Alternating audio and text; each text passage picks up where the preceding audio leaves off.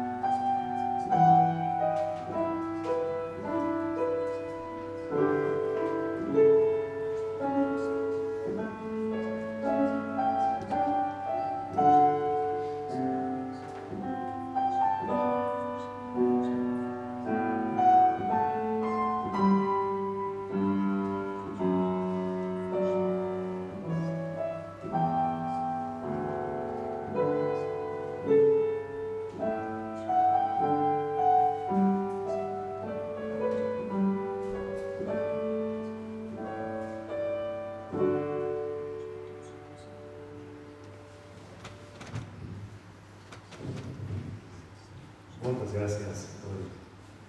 Molt bé, germans, benvinguts. Avui estem en el nostre culte dominical, estem contents de veure'ns, de trobar-nos.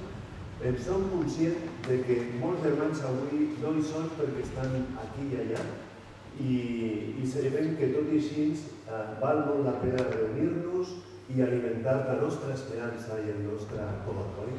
A mi m'agradaria, per introduir el culte d'avui, explicar-vos una anècdota d'una etapa molt temprana de la meva vida. Jo quan tenia 15, 16 anys m'encantaven els camions. Eric, a tu t'agraden els camions? A molts d'ells els agraden els camions, perquè són grans, poderosos, oi? Però a mi, recordo que jo treballava en un magatzem a la zona franca i quan veia arribar els camions, per mi era sinònim de viatjar. Per mi era sinònim de conèixer el món. Un camió volia dir que viatjaves per diferents països. Després, de més gran, ja quan vaig poder començar a conduir, jo soc dels que li agrada conduir, a mi em relaxa, posar-me al volant i viatjar. Llavors vaig començar a conduir i tot i que sempre he conduït cotxes de segona mà i especialment els primers eren prou vells i entretinguts per anar-los reparant en ruta fins i tot, un cotxe era sinònim de llibertat.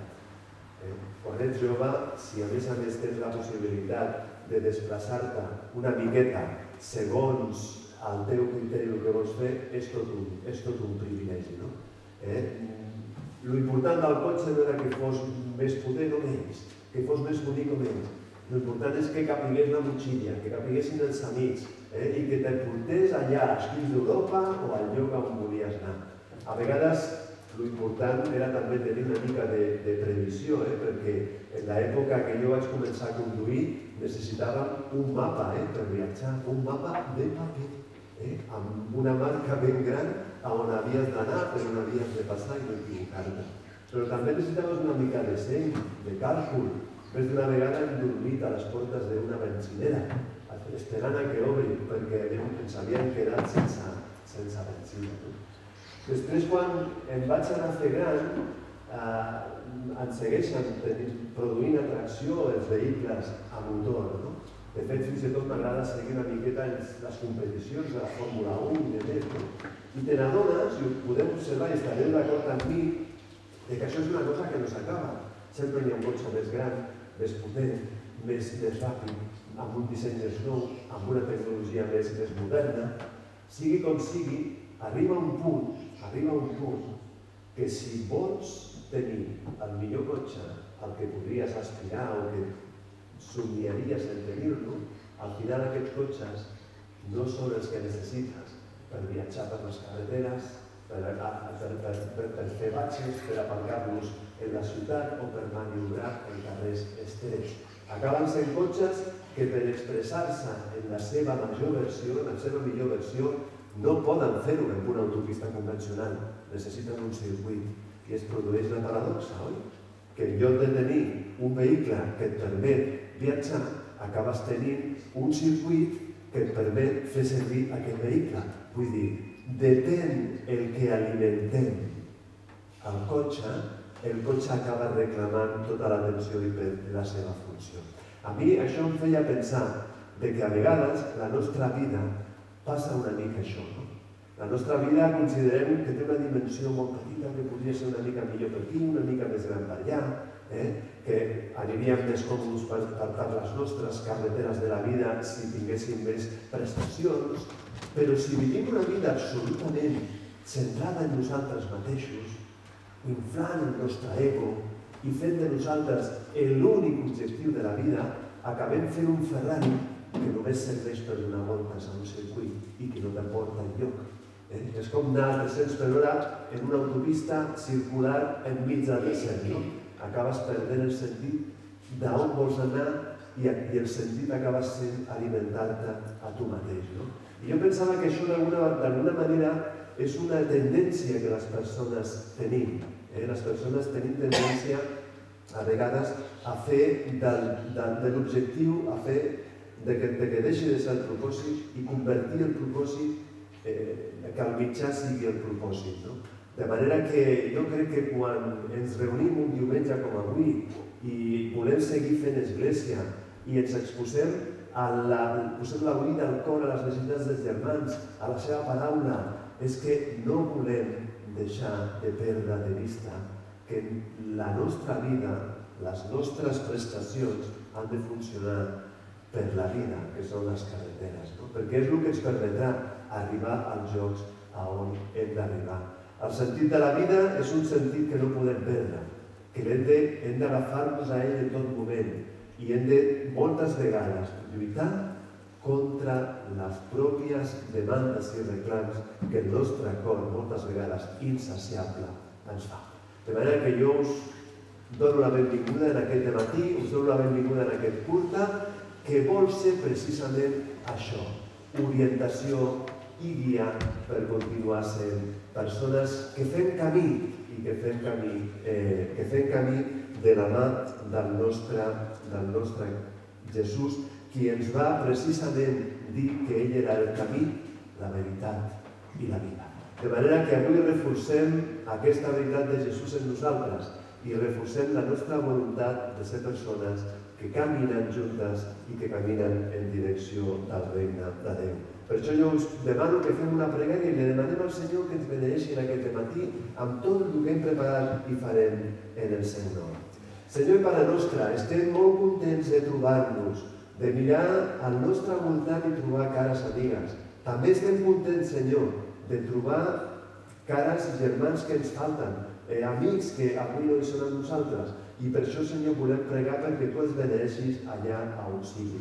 Volem, Senyor, també posar a les Teves mans tot allò que hem preparat i farem en el Teu nom, que et sigui agradable i que puguem també, Senyor, poder omplir i enriquir els nostres cors.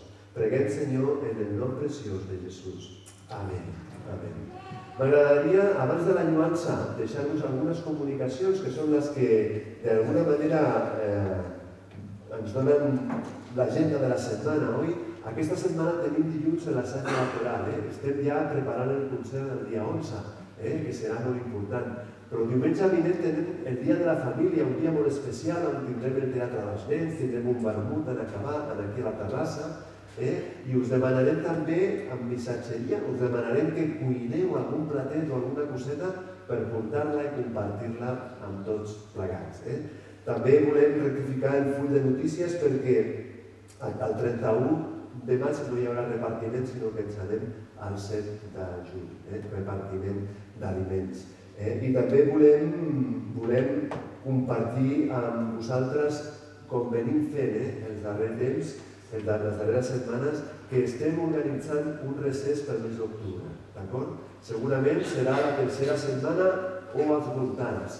I estaria molt bé que us aneu fent foradet a l'agenda i que també aneu pensant en poder apartar aquestes dates per poder disfrutar i per poder posar en pràctica aquella sèrie que vam fer els uns als altres. Un recés és passar un parell de dies o tres en companyia, en un hotel, i poder compartir el temps de comunió i de compartir. I no m'agradaria tampoc continuar amb el culte sense que en el nostre més íntim interior puguem elevar una pregària a favor de la nostra germana Marta, que ha tingut una caiguda. Sembla ser que no tenim tota la informació, però poder ha tingut alguna fractura al canell i alguna altra complicació. De manera que esperarem rebre informacions i comunicarem, però que tinguem-los present en les nostres pregàries. Sabem que les nostres reunions, la nostra fe, és com la vida. Mirem al nostre voltant i percebem coses que són lloables, agradables i plàcides i conviuen en situacions que a vegades són difícils, dures o incompletes.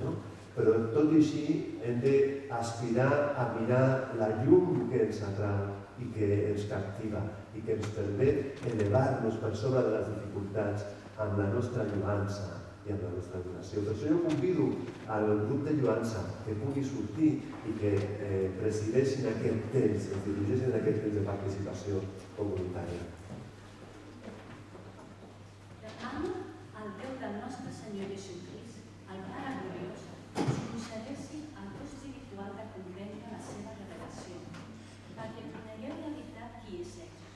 Li demano que il·lumini la mirada interior del vostre cor, perquè conegueu a quina esperança ens ha cridat, quines riqueses de glòria ens té reservades en la veritat que ell ens dona entre els sants, i quina és la grandesa immensa del seu poder que obra en nosaltres, els creients.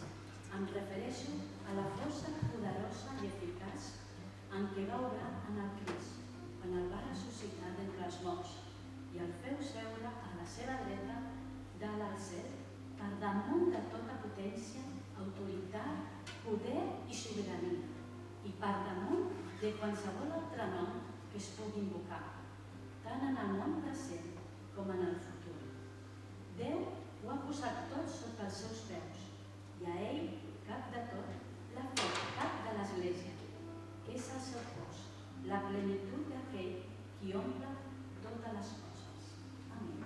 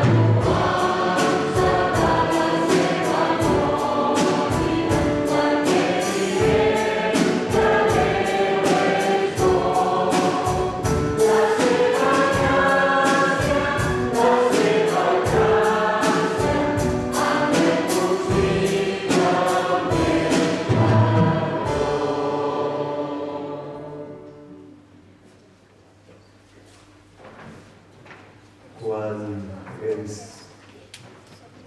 proposem, quan ens sentem davant de la taula, davant dels símbols, del pa i del vi, del Sant Sopar, ho considerem com a part de la nostra equipació pel camí de la vida de fe. Aquest camí aquesta vida que ens dedica completa de camins amb diferents objectius als que ens adrecem. És una vida que ens reclama equipació, i si confessem a Jesús i aspirem a viure segons els seus ensenyaments, no podem oblidar, no podem deixar de banda de que les persones ens equivoquem, les persones som de forces limitades, les persones tenim un coneixement parcial de les coses i, a més, ens oblidem. Quan ens passa una cosa bona, si no la deixem gravada, immortalitzada en algun lloc, la podem fins i tot arribar a oblidar. A vegades ens queda el regust, però oblidem coses.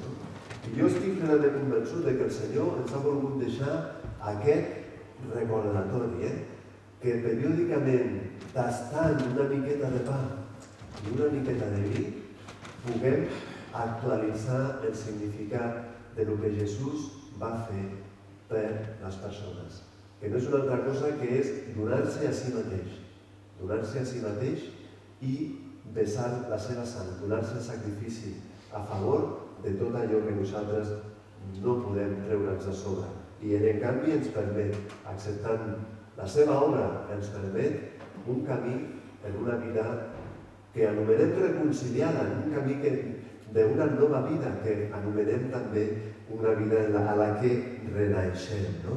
De manera que avui, germans, jo us convido a participar d'aquest pa i d'aquest vi com un equipament necessari per el nostre camí, per la nostra opció de vida de fe.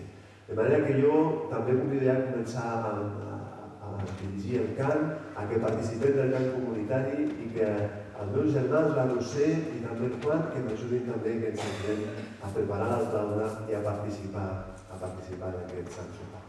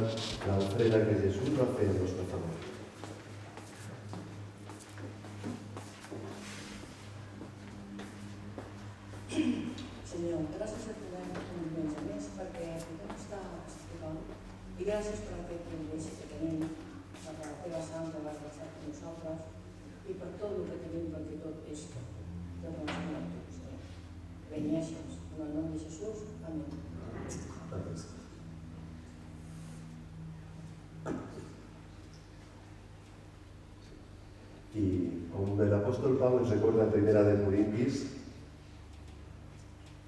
ens diu que això és el meu cos ofert per vosaltres. Feu això, que és el meu memorial.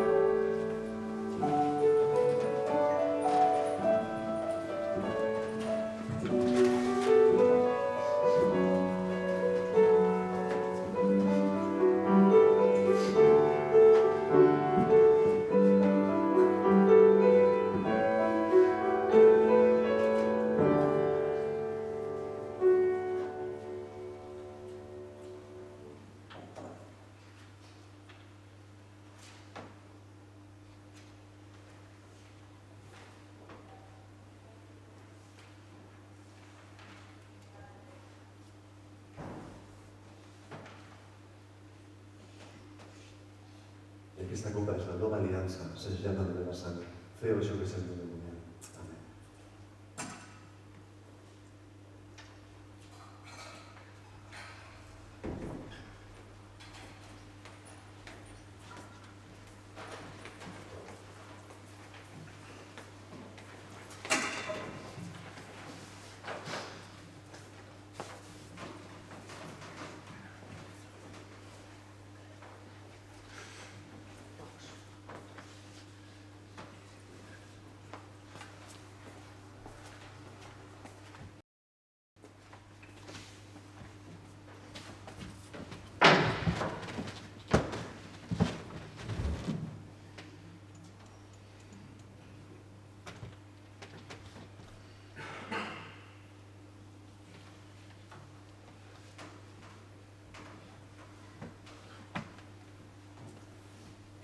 Cada cop que mengem d'aquest pa i bevem d'aquesta copa, l'amor del Senyor ens sent fins que ell torni. Amén.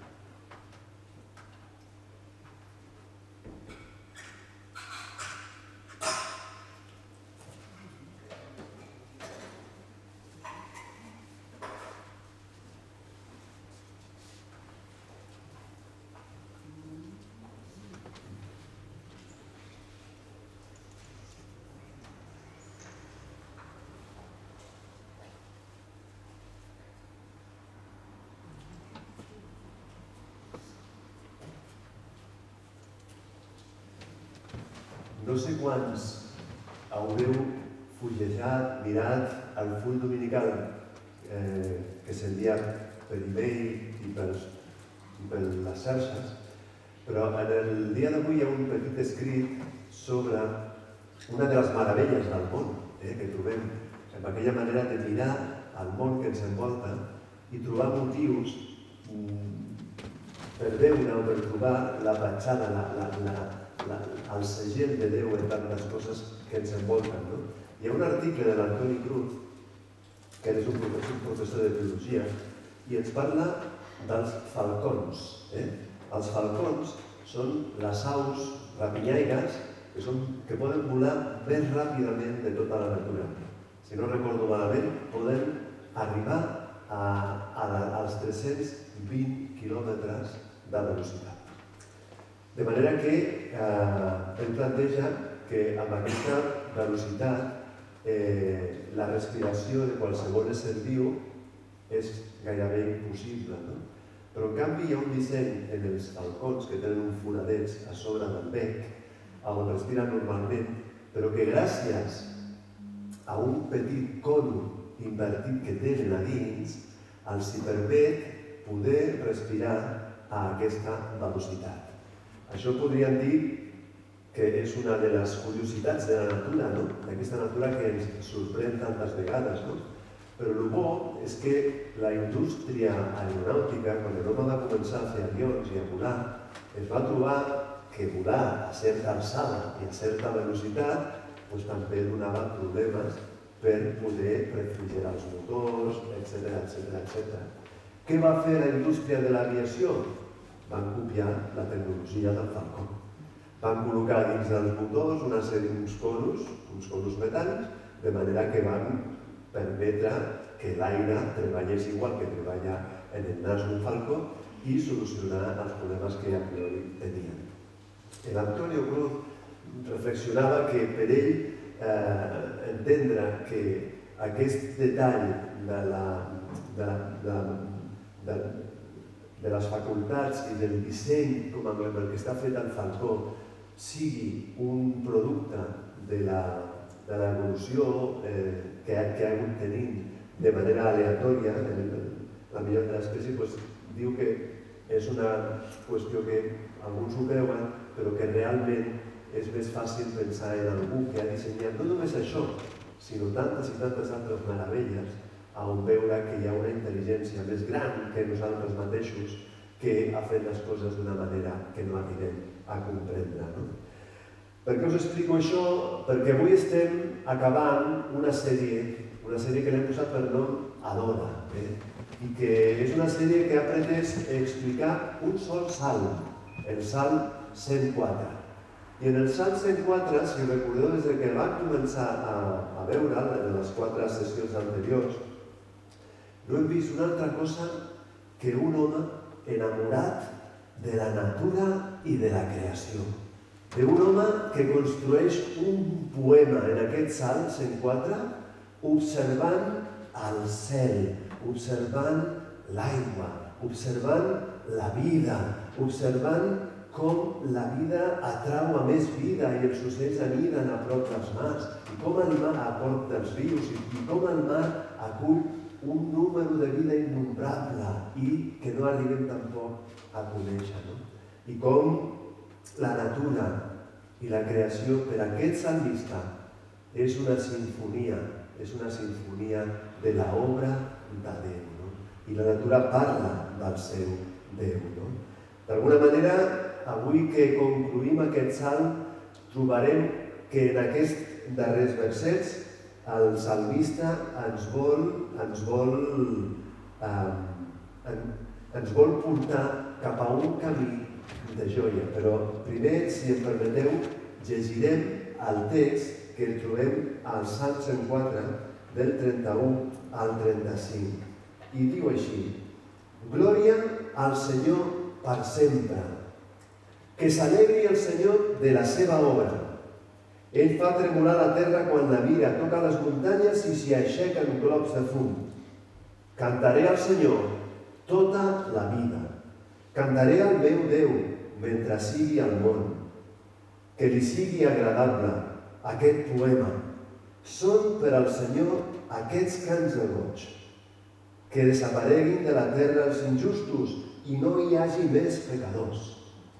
Beneeix al Senyor, ànima meva. Aleluia. Aleluia, que vol dir alabar a Yahvé, al Senyor, no? Com us deia, si recordeu, en la resta del Salm vam veure i vam estar animats a percebre el Déu transcendent com un Déu amb el que podem contactar, no? Amb el que ens podem relacionar. Vam animar-nos a observar la creació, a observar la creació com la vida que ha sortit de la font, que és Déu. Vam també veure com el salmista mirava les alçàries, les copes dels arbres, les muntanyes, i recordaven com nosaltres necessitem també elevar-nos per sobre de les dificultats i connectar amb allò més elevat, amb Déu, no? I com també un cop progressem en la vida no és un ball de roses, no és un camí plaent, és un camí amb moltes dificultats i moltes vegades es troben etapes de la vida que ens conviden a esperar en Déu, no? Enmig de les dificultats. No? Però és en tot aquest assortiment, en aquest itinerari que passem del percebre a l'observar, a poder connectar i poder esperar en Déu, que avui el salmista crec que ens està convidant a agradar al Senyor fent créixer la nostra joia. De manera que seria el darrer pas de la sèrie, el darrer pas d'aquest itinerari, on ens plantegem que com a persones hem de créixer. No ens podem quedar en el que tenim, en el que sabem, en el que vam fer, sinó que hem de créixer. Hem de créixer en la joia, en la sensació que tenim d'alegria de viure la vida que vivim i de viure-la amb qui vivim. Per això avui m'agradaria abordar la reflexió d'aquests darrers versets del Salm des del títol que li hem posat a aquest sermó, Fes créixer la teva joia. I observarem 3 punts en els que veurem que la joia és algo que agrada al Senyor. I ho diu aquests textos. Però observarem també, anant ja al Nou Testament, que la joia pot créixer. La joia no és estanca, no és un valor que tenim cadascú repartit en funció del seu caràcter més optimista o menys optimista, sinó que la joia pot créixer. I veurem també, finalment, que la joia no és un instrument que tenim per viure una vida més happy i més desenfadada i més relaxada, sinó que en la joia, tal com la planteja les Escriptures, la joia és un veritable desafiament a no quedar-nos estancats i quiets. De manera que anirem pel primer pas. La joia agrada al Senyor. El salmista, mireu, no sé les experiències que tindria el salmista, però jo recordo que en la meva cerca de Déu, de jove, vaig veure que hi havia moltes religiositats i espiritualitats que em donaven una sensació mortuòria, que eren maneres d'observar la fe tènebres, que no acceptaven expressions d'alegria. Hi havia esglésies que vaig conèixer que no acceptaven la música, que no sonessin instruments. N'hi havia opcions religioses on semblava més una cerca cap a la mort i la destrucció que no pas una cerca cap a la vida i la construcció. I sobretot, el que jo de jove, quan buscava el camí de la fe, era que la meva percepció era de que moltes persones vivien la seva relació amb Déu amb una religiositat que el que pretenia era posar a un Déu que estava com enfadat amb tothom, posar-lo de cara, posar-lo a favor Déu, perquè el normal de Déu és estar sempre enfadat o contrariat amb nosaltres.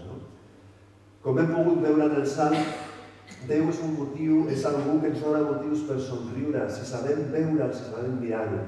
Moltes vegades projectem el nostre mal humor, les nostres males experiències a la figura de Déu, però el salmista durant tot el Salm 104 ha disfrutat veient la bellesa, grandesa i diversitat de l'obra de Déu, transmetent així el seu propi caràcter. I en aquest punt que hem llegit ara, el salmista ha passat de ser un observador de la natura i de ser un adorador de Déu, de ser algú que observa l'obra de Déu, passa ara a ser el protagonista, qui fa l'acció d'adorar. El salmista, en els textos que hem llegit, se declara a si mateix, es troba a si mateix fent un pas endavant i dient: jo vull agradar al Senyor. Amb la meva vida vull agradar al Senyor, perquè al Senyor se li pot agradar i se li pot desagradar. El salmista és conscient de la glòria de Déu. A diferència de la resta d'elements de la creació, l'ésser humà és, a diferència de tot allò creat, l'únic que té consciència temporal, té consciència de la transcendència i té també àmbit espiritual.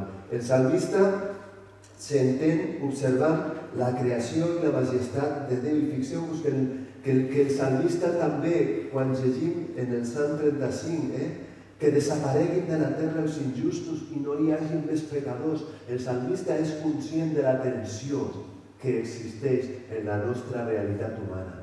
És veritat que podem arribar a trobar la bellesa, però no a primer cop d'ull, ens hem d'esforçar per trobar la bellesa que Déu ha creat, perquè enmig de la vida també està la injustícia i està tot allò que desencerta i fa que les coses també vagin malament.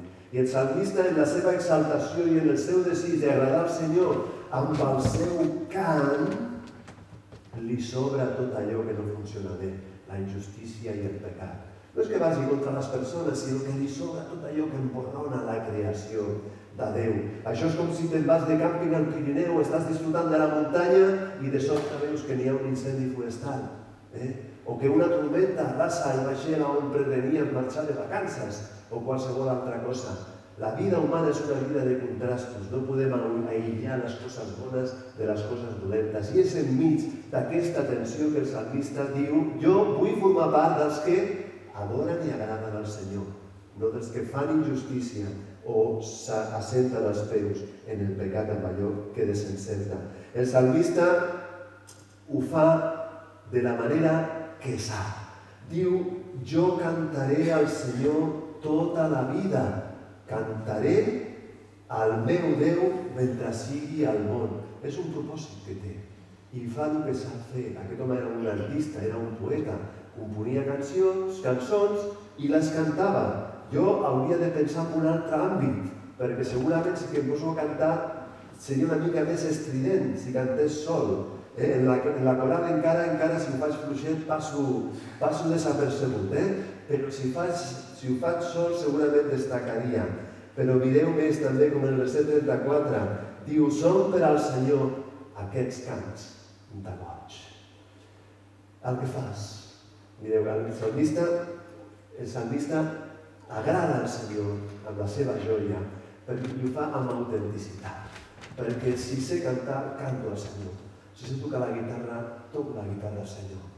Llavors ens podríem preguntar, quina cosa saps fer bé? Quina cosa domines? Saps pintar? Saps escriure? Saps explicar històries? Saps escoltar la gent? Saps ajudar-los? Hi ha gent que adora a Déu més que amb el que diuen o escriuen, més amb el que fan.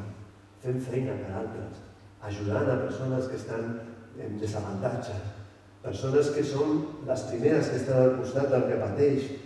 I d'alguna manera jo destaco en aquest punt que el que fa el salmista ho fa amb autenticitat i que aquesta invitació a voler prendre partit per agradar al Senyor és prendre partit per poder trobar la manera que tenim d'adorar a Déu amb autenticitat, fent allò que sabem fer i fent-ho en nom del Senyor i amb motiu del Senyor.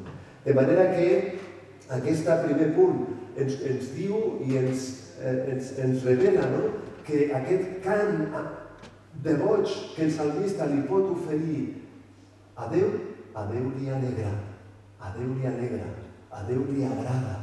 De manera que estic convençut que si tu domines un ofici, si domines un ministeri, si domines un altre art o una altra habilitat que ajuda a les persones i que posa de relleu allò que Déu ha fet en la nostra vida, és una alabança, és una adoració autèntica que alegra el cor de Déu. I t'animo a que l'explotis i que no ens les facis perdre, perquè Déu no s'alegra si no la treballes, si no l'ofereixes, i nosaltres ens la perdem també. Nosaltres ens la perdem. Però mireu, a l'Antic Testament els creients pensaven que per trobar a Déu havien d'anar a un lloc físic, havien d'anar a una muntanya, havien d'anar a un temple, i per això estaven tan empenyats en haver d'anar en pelegrinatge al temple, perquè allò era la casa de Déu. I n'hi ha sants dedicats a anar a la casa de Déu com una cosa sublim de la vida. I en aquesta voluntat d'anar al temple, a l'edifici, estava la voluntat de trobar-se amb Déu. Però això se'ns capgira en el Nou Testament. Això s'eixampla d'una manera tremenda, perquè ja no està la presència de Déu circunscrita a un edifici, a una muntanya o a un lloc concret, sinó que el Nou Testament ens regala la figura de Jesús com aquell que concentra la plenitud de la divinitat. I això no ho podem comprendre del tot perquè estem massa acostumats a sentir això.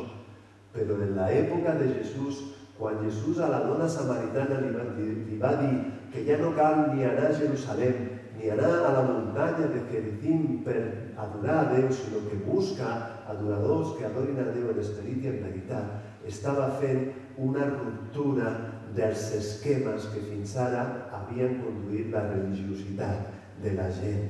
De manera que, germans, la joia que tenim de saber-nos a prop de Déu és una joia que pot créixer, perquè depèn de la nostra comunió amb Jesús. I aquí m'agradaria, en aquest segon punt, germans, m'agradaria que poguéssim llegir un text. Mireu, a la primera carta de Joan és una carta que comença amb aquests 4 versets. I he posat algunes negretes perquè destaquen. Però és una carta que està destinada a cristians que han d'estar alimentant la seva fe. Però m'agradaria llegir-la perquè veieu d'alguna manera a on estan posats els èmfasis des del moment que Jesús reclama de les persones que segueixin els seus passos. Diu així la primera carta de Joan, adreçada als seus lectors. Us anunciem allò que existia des del principi, allò que hem sentit, que hem vist amb els nostres ulls, que hem contemplat, que hem tocat amb les nostres mans. Està parlant de lo que van experimentar els deixebles de Jesús, que literalment amb Jesús van tenir una experiència física. Diu, us parlem del qui és la paraula de la vida, Jesús. Ja que la vida s'ha manifestat, nosaltres l'hem vist, en donem testimoni i us anunciem el qui és la vida eterna, que estava amb el Pare i se'ns ha manifestat. A vosaltres, doncs, us anunciem allò que hem vist i sentit, perquè també vosaltres tingueu comunió amb nosaltres, que estem en comunió amb el Pare i amb el seu Fill Jesucrist. Us escrivim tot això perquè la vostra joia sigui completa.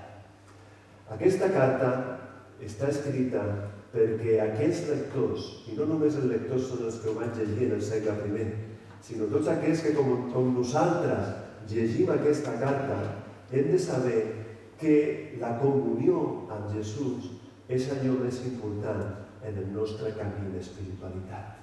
Que la comunió amb Jesús és allò que van experimentar els deixebles i ho van necessitar compartir perquè tothom pogués també tenir la mateixa comunió.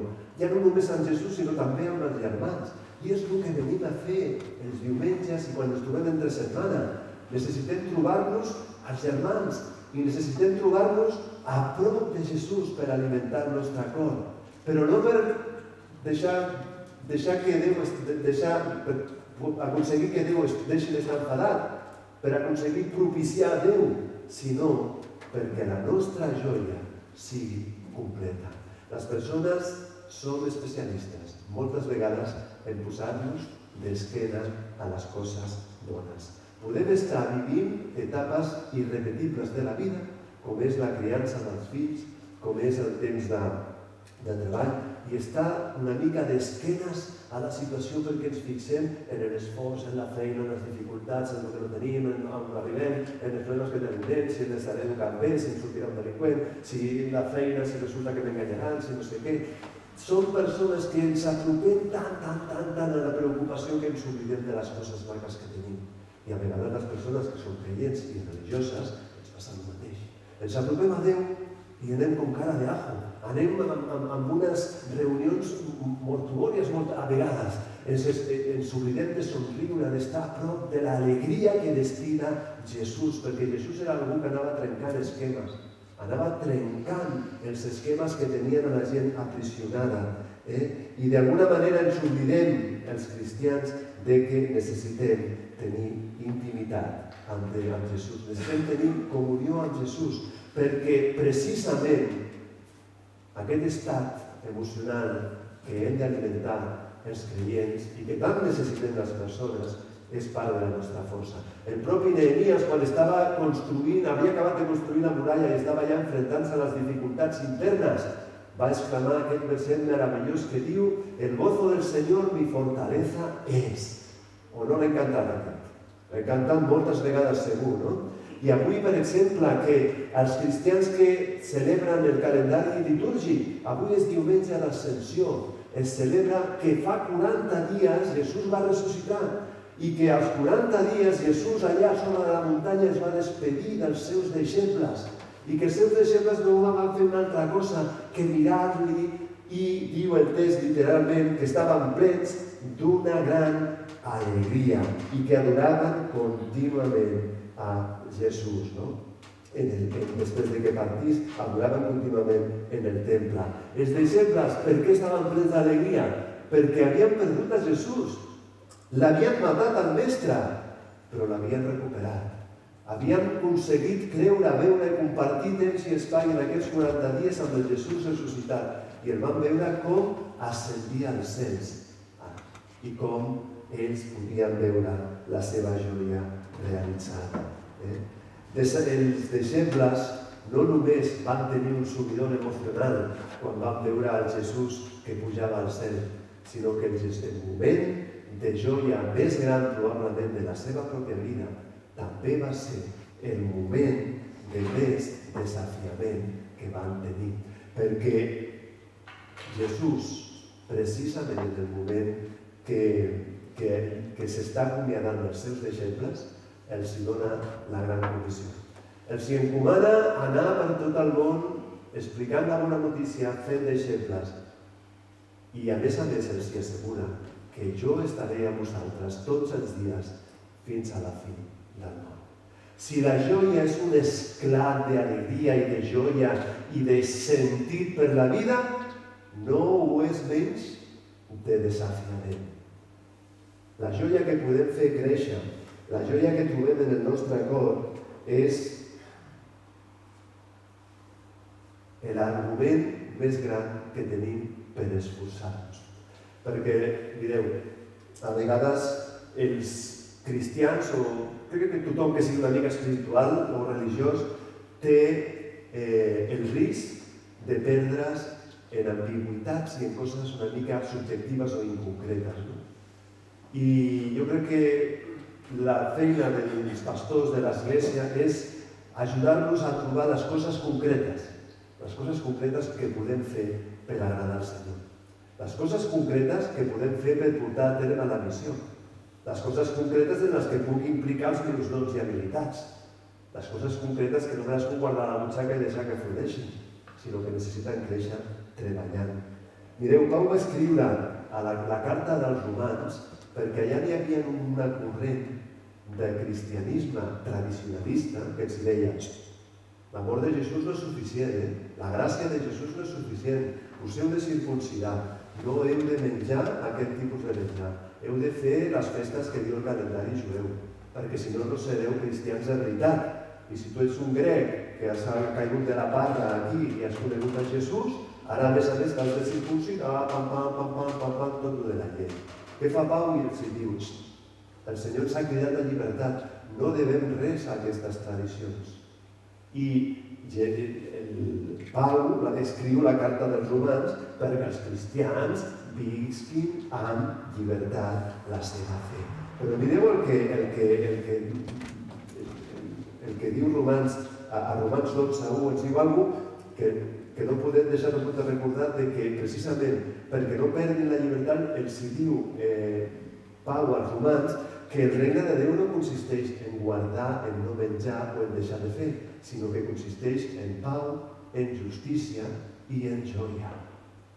I jo crec que oblidem massa la joia. La deixem estar, ens acostumem a viure amb una mossegadeta en l'estómac perquè ens preocupen les coses i deixem estar la joia. Però mireu, a Romans 12:1 ens diu que presentem els nostres cossos com a sacrifici espiritual a Déu. I això és una cosa molt important, perquè està fent molt concret. Pau no està posant la fe en l'àmbit de lo espiritual, de lo que sentim. Recordeu aquells que diuen, a vegades diem, que no podrem estar vosaltres, estarem amb esperit, no? Doncs això no és possible. En el llenguatge bíblic no podem tenir l'esperit en un lloc i el cos en un altre. Si tu vols servir en algun lloc, estaràs en cos i en esperit, no? De manera que, quan ens diu que presentem els nostres cossos, ens està dient que tot el que podem fer com a persona, amb el meu nom i cognom, que ho podem fer com un sacrifici espiritual. I això no s'està parlant de que serà un camí fàcil, No s'està parlant de que serà una cosa que ens sortirà així, sense ocupar-nos temps, sense costar-nos diners o sense implicar un esforç, no? I és que n'hi ha coses concretes que cadascú sap quines són les que pot fer. Però hem de saber sentir-nos desafiats, identificant les coses concretes que podem fer pel Senyor com una manera d'adorar-lo, com una manera d'adorar-lo. Les tradicions, com deia, no són el camí. La nostra adoració, la nostra joia requereix no només coses concretes en les que esforçar-nos, sinó que necessitem amb urgència sentir-nos de nou seduïts pel Jesús que ens crida. Perquè si no estem enamorats de Jesús, si no tenim el cor volcat, cremant, perquè volem fer el que Ell vol que fem i volem ser el que Ell vol que siguem, si no sentim això, serà molt difícil que puguem assumir una religiositat que a més ens esforça, ens reclama i ens fa. Si no venim a l'Església a donar amb joia, ens estem tirant pedres al nostre propi terrat. Ens estem fent mal, perquè Déu vol que li donem el millor que tenim, però que ho fem amb una sonrisa, que ho fem amb la millor actitud del cor i que ho fem sobretot sabent sabem que és el camí per créixer. Necessitem sentir de nou la crida a deixar-ho tot i seguir-lo. Necessitem que ens pagui la pena, que ens compensi deixar d'estar ociosos, deixar d'estar en un lloc confortable per moure les mans i els peus per tibar del carro en el que Déu ens ha col·locat. Jo crec que arribant ja al final d'aquesta reflexió i repassant una miqueta, el salmista alimenta la joia, es veu com a protagonista i d'alguna manera aquests tres passos són tres passos que estan al nostre abast. La joia hem d'entendre que agrada al Senyor i que ens convida a viure l'espiritualitat amb autenticitat. Hem d'entendre que amb la comunió amb Jesús podem fer créixer aquesta joia, podem ser persones més alegres, més felices. I per últim també veiem com la joia ens desafia, una espiritualitat que no és una espiritualitat d'anar a complir, sinó que s'implica i que es mulla i que es desgasta i que li s'implicarà la pols del camí. Per això en la espiritualitat trobem també un camí de desafiament on necessitem esforç i atracció. Com us deia, l'escrit d'avui és un escrit que ens connecta amb la realitat de la natura. És un petit capítol que ens diu: mira el falcó i veuràs que aquestes coses no passen per casualitat. Però jo puc mirar un riu, puc mirar una muntanya, puc mirar la natura i puc veure el segell de Déu amb tot allò. I d'alguna manera entendre que Déu mereix la nostra adoració i joia quan veiem la seva mà en la creació. Avui, com deia, és l'últim sermó de la sèrie que hem vist al voltant del Salm 104 i hem descrit una mena d'itinerari, un itinerari que va de menys a més, un itinerari que vol ser estímul per l'espiritualitat, un itinerari que ens vol identificar com a persones que poden créixer i poden també experimentar creixement si desenvolupem la nostra faceta com a adoradors. Hi ha una darrera cosa. Igual que mirem el falcó i veiem el seu disseny i ens resulta espectacular, el Senyor en l'Evangeli també ens ajuda a mirar als ocells. Els ocells, aquells que ni es preocupen en com s'han de vestir, però que no els hi manca l'aigua, no els hi manca el vestit ni l'aliment, perquè Déu els alimenta. És aquesta meravella i aquesta simplicitat la que hem de saber atresorar en els nostres cors i fer de la nostra vida una vida que percep a Déu, que observa en tot racó de la natura a Déu com la font de la vida. Un Déu amb el que podem connectar, perquè no podem viure sols, no tenim tanta bateria, no ens dona per tant l'esma que podem treure com a persones. Necessitem connectar amb el Senyor i necessitem també esperar, perquè la vida té dificultats, entrebancs i ens posa proves. I quan estem enmig de la dificultat o la considerem i experimentem la tensió, no podem oblidar-nos de fer créixer la joia del nostre cor, perquè aquí resideix, com deia Nehemies, la força de la que volem estar revestits per poder fer el camí de la vida que Déu ens ha posat a les mans i fer-la de la manera que Déu vol que hi sigui. De manera que, germans, jo us animo a que puguem fer una pregària i també amb el preludi musical que puguem atresorar allò que hem sentit i fet aquest matí en el nostre cor. Senyor i Pare nostre, només volem adreçar-nos a Tu des del convenciment de que ens escoltes, sabent que ens podem també dirigir amb les paraules i amb la sinceritat del cor, però sabem també, Senyor, que en el nostre camí reconeixem que no sabem viure sols, que necessitem, Senyor, de la Teva companyia i necessitem també créixer al Teu costat. Ajuda'ns a estar a prop Teu, Senyor. Ajuda'ns a créixer i a també a no renunciar, Senyor, a la joia que ens reconeix com a persones privilegiades i persones també que tenen una funció i una crida de la teva part. Beneix l'Església, les nostres famílies i en aquesta hora, Senyor, posem davant de Tu d'una manera especial a la nostra germana Magda i a tota la seva família. En el nom del preciós Jesús preguem. Amén. Amén.